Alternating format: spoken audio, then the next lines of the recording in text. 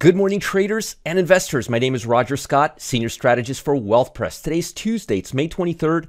It's about 7:19 in the morning. I couldn't sleep this morning, was thinking about market action, decided to do my video nice and early.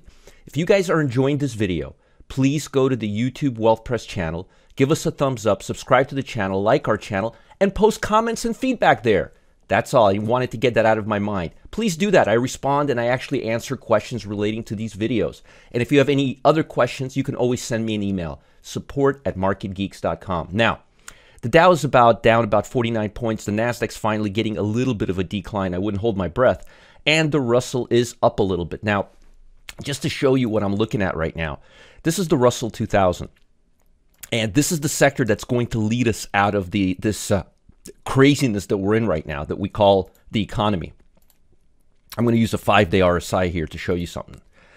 This right here looks to me like a head and shoulders pattern. And typically, one of the reasons why, as you could see here in the sectors, you could see the technology, XLK, XLC, and consumer discretionary, they look like they're leading everything higher. But if you look at the rest of the sectors, they look really nasty. They really do. They look like they're not doing anything. They look very similar to the Russell 2000. That heightens the point that I wanted to make, that most of the market cap that you're seeing in those large cap indexes like technology, infotech, consumer discretionary, that's the mega tech stocks that like Google, Amazon, Microsoft, they have the market cap, which is why those sectors are higher. When you look at the broad market, this is a lot more like it looks right now. And to me, this looks like a congestion that's ready to come down to the downside. I'm not very bullish right now on the market at all. And if you look at MDY, which is the mid cap, this is stripping away all those large stocks, you will see exactly the same thing. Notice consolidation. Look at Kathy Wood's ARK funds. And I told you this was going to happen. See that? Not a lot of love. I mean, a little bit upside, but nothing like nothing like technology, communication, or consumer discretionary. The point is, stocks are not doing nearly as well in terms of the broad market. Matter of fact, I'll show this again. This is equal weighted QQQ. This puts equal weight on all of the stocks in the QQQ. You could see very, very choppy. And this looks like it's going to break down, not up. And matter of fact, we're overbought and we're diverging. That divergence, that pesky divergence comes to mind. Always comes to mind. The point being is you got to be really careful around the current turning points. Today, in terms of data, you've got new home sales, you've got PMI composite, you've got Lorraine Logan speaking, and I'll review what the Fed said in a few minutes. Tomorrow, you've got FOMC minutes, and then we head into the GDP. Don't be surprised if tomorrow has muted price action without a lot of directional bias. Now, let me talk about the economy so we could see what the market is pricing in. So U.S. debt ceiling impasse kept risk sentiment fragile. Mr. Sleepy Biden and McCarthy ended discussions on Monday with no agreement on how to lift the U.S. government's $31.4 trillion debt ceiling, which is something we really need to overcome. Tech-heavy Nasdaq 100 rose to a 13-month high as investors piled into mega-cap technology stocks. Folks, they didn't pile into it. They've been piling into it for the last 3 weeks, which is why we've seen that strong trend in the Nasdaq. But again, when you pull everything apart and you see it internally, you see that it just doesn't look nearly as like that when you look at the broad market. By the way, KRE, the PacWest Bancorp, came out with good numbers. The KRE, which is the regional banking sector, it has a 90% short interest right now, including ourselves. 90% of people are short KRE right now, which is the PacWest, which is the regional banking sector. Just wanted to kind of add that little mix to the part. Blue chip stocks underperformed benchmarks as Nike slid about 4% after Williams Trading downgraded the stock to sell from hold, with a price target of $95. Now, St. Louis Fed President Bullard said Monday, now this is where things get really interesting, U.S. Central Bank would need to hike policy rates by another half point this year to quell inflation. He says, I'm thinking 2 more moves this year. Exactly where those would be this year, I don't know. He's just saying, hey, if we don't raise rates next time, we'll double up the time after. But I've often advocated sooner than later. That doesn't sound like anything that Squirrely Powell was saying. At the same time, Neil Kashkari said he might support a pause in June, but cautioned against reading too much into June pause in the current rate hiking cycle. What he's basically saying again is, like, it's just a short-term pause. We just want to see where things go. We don't want to overburden the economy with raises. We don't want to stress it out too much. If we were to skip in June, that does not mean we're done with tightening. Don't read too much into it. That's kind of where I'm saying we're going to end up in the same place. Remember, they can be more flexible later on. The year's only halfway over. It means to me we're getting more information, Kashkari said. In addition, Atlanta Fed President Bostic said he's comfortable waiting a bit to see how the Fed's tightening campaign plays out. So what they're saying is they're not done. What they're saying is they may just take a little pause to see the impact of what they're doing and what it's doing. I mean, it's only been 10 raises at a time, right? So now we've got an 80.1 probability of no hike and almost a 20% chance of a 0.25 rate hike. That will be very, very interesting to see how that plays out. Very interesting to see, especially with the bond market. And I'll talk about the bond market in a bit. Matter of fact, I'll talk about it right now, and then I'll go back. To me, the bond market really looks like it's had it. It's been going down just a little bit last few days, but it looks like it's near the bottom, and this support level has held quite well, especially if the Fed is not going to be raising rates. This divergence that you're seeing right now will probably hold and will probably bottom out somewhere around here. If I had to guess, it'll violate this support level, trigger a bunch of algos, and then take us higher. You've seen that song and dance before many, many, many times.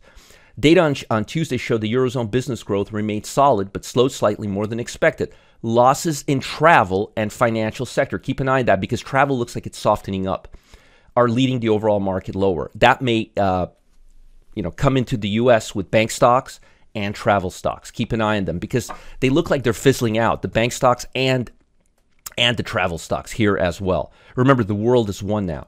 China's Shanghai Composite closed lower as investors remain concerned about the country's slowing economic rebound, while a weakening yen and geopolitical risks also weighed on sentiment. The relationship between the United States and China didn't go in the right direction after China's decision on Sunday to ban Micron technology from selling memory chips to key domestic industries. That's really bad, and that may echo throughout the semiconductor sector as well. As far as stocks you need to pay attention to today, Intuit earnings, Lowe's earnings, Palo Alto earnings, AutoZone earnings, Dick's earnings, BJ Club earnings, VFC, that stock I've been talking about selling for the last year, Williams-Sonoma, Toll Brothers. So you still have some stocks coming out with earnings, but that's not the major factor. The major factor is this GDP report that's coming out on Thursday.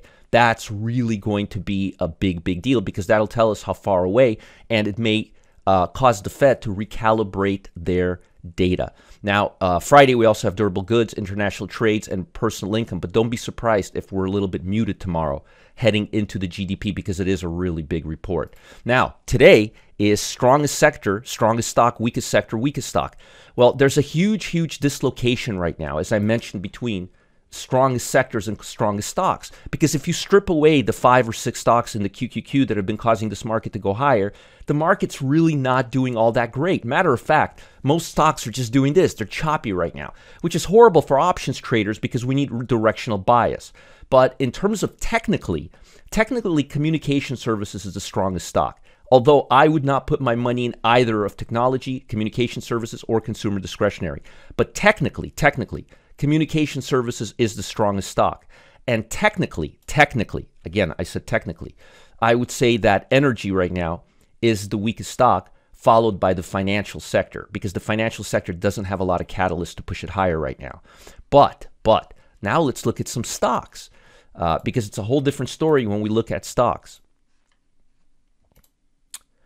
So notice, look at General Electric. Man, look at that stock go. So as far as stocks that I'm really liking right now, that I'm really, really liking, GE, NVIDIA, and I know NVIDIA's a chip stock, but this stock is just amazing. I would prefer you not get into NVIDIA and more into non-tech stocks, but I'm just giving you the lay of the land and showing you what's hot right now. A lot of stocks are pulling back right now, but let's see what we really like. Meta's looking good, another chip stock. Cardinal Health, this stock is looking great. So if I was a betting man right now, I would much prefer you invest in GE and in Cardinal Health than NVIDIA and in Meta, because I think these stocks have a better longer term perspective with less volatility. And I think the options would be much cheaper. So Cardinal Health, definitely Cardinal Health and GE for my long picks. Now let's talk about my short picks, right? Oh boy. Catalent. Oh, this stock is awful. It just got upgraded, I think, or a little bit, which makes it a perfect opportunity to sell it again. But Catalent looks awful. Match.com looks awful. Let's see here. Tyson Foods looks awful. And so does Mosaic. So you got Tyson Foods, Mosaic. You know what? Boston Properties doesn't look all that great either. So here's the stocks that I would pick. Catalent, Match, Boston Properties, Tyson Foods, and Mosaic. Therefore, I gave you several picks to choose from. Now, before I let you go, I got something really important. We got such good reception yesterday that you guys need to check this out. If you missed Monday's debut event, folks, this is your chance. Jeffrey Turnmeyer. Yes, Jeffrey spelled G-E-F-F-R-Y. His mom forgot that there was an E in the name. He told the story yesterday. I was cracking up. You got to listen to this story. He revealed a way to trade Bitcoin. Listen to this. This is where it gets good. Without ever leaving your brokerage account. That means you could use your regular brokerage account to trade Bitcoin. Stock, brokerage account, no wallet, none of that monkey business stuff. And it has to do with targeting specific windows and trading during those times. And the next window is literally about to open in 3 days. Yes, 3 days. Meaning this is your last chance to see his special premiere before things start happening. Click the link below, sign up for the Encore event. I'll be there live. I'll be hosting Jeffrey. It's happening at 1 p.m. Eastern time. You don't want to miss out. It's going to be very, very cool and a lot of fun.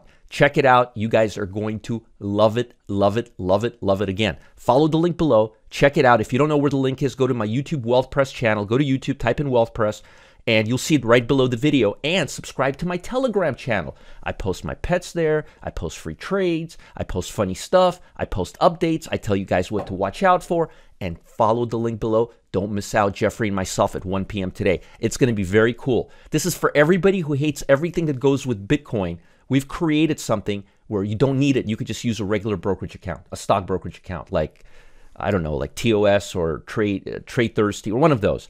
Anyways, I'll see you later. Have a great day. Bye.